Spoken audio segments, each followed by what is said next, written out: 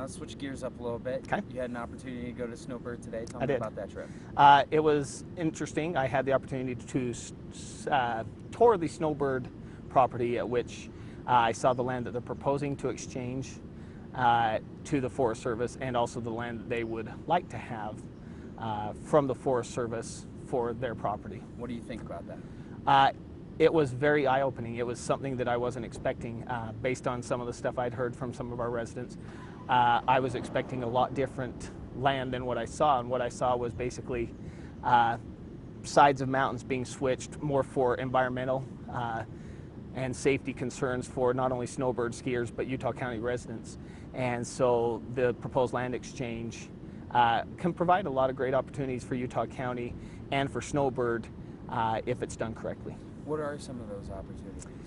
There are some old mining claims up there that a lot of the deposits are leaking into the water right now. The old silver deposits and all sorts of deposits going into the American Fork and Lehigh irrigation waters, and Snowbird has been a great steward of the environment and will be able to clean those up and help protect that as well. Not only that, avalanche control, making sure that everybody stays safe up there for the backcountry skiers as well as our hikers and things like that as well. Were those all things that you thought of prior to going out there and actually seeing it for yourself? No, I was looking more one item at a land exchange straight across and trying to figure out how that would impact Utah County and the transportation up that canyon. When you're looking at it, the Mary Ellen Gulch, right? Like that's like a big one. Did they say whether or not residents will be able to go up there and use that land, during the summer to do their mountain bike trails, camping, and that type of stuff? If Yes. they have to go over that land? Snowbird has told me, and they are looking forward to working and continue working with the four-wheeling community, the cycling community, backpackers, horseback riders, all sorts, to keeping the land that they currently own up there, which is quite a bit of land already up American Fork Canyon, and allowing our residents and all residents to still recreate up there and providing that opportunity up there. You mentioned Mary Ellen Gulch, part of that 400 acres at which they saw as part of the land exchange. The 93 acres that are in the Mary Ellen Gulch, for example, I didn't realize that we're already currently under U.S. Forest Service on a permit allowing Snowbird to currently use it for avalanche control right now. So the land exchange would, instead of using a permit, just give Snowbird the property to continue doing that which is being done right now. When you look at everything now, you've seen both sides of the table. Where do you sit? Well, based on what I saw today,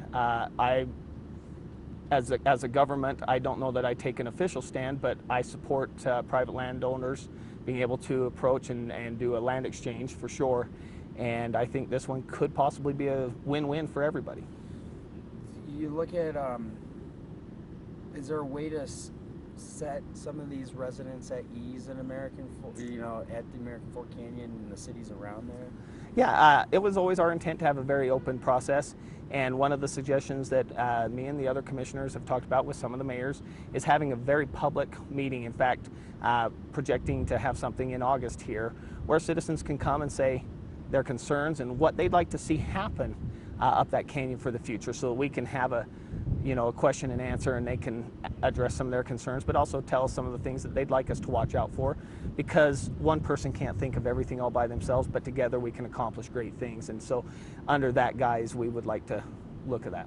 Commissioner, are we looking at trying to have some of these things open and available at the same time Mountain Accord's running their platform and trying to get things approved for the other three counties? Yeah, our intent with pulling out of the Mountain Accord was not to slow down this process. It was literally just to give our citizens in this county representation and a seat at the table to discuss that which is going to affect directly Utah County. So is this something where you can see Utah County moving just as fast or as the rest of the plan is going through, or maybe even quicker? Yeah, I would anticipate possibly even quicker, because the difference between us and the Mountain Accord has done a great job, but they have a lot of different entities. And in our case, we have Snowbird, who is a private property owner, and a few other private property owners up that canyon. But other than that, you're dealing with Utah County and the Forest Service. So there's really three entities involved. And although there are many citizens that are in the county, I think we can move quicker than the several years that they've taken at the Mountain Accord. Talk to me from the heart. What do you think about deal with Snowbird? I personally like my dealings with Snowbird and think they're great stewards of the environment. And if they are able to help clean up our water, like they say, I'm definitely in favor of more of that. Sounds like they're going to get an award for that.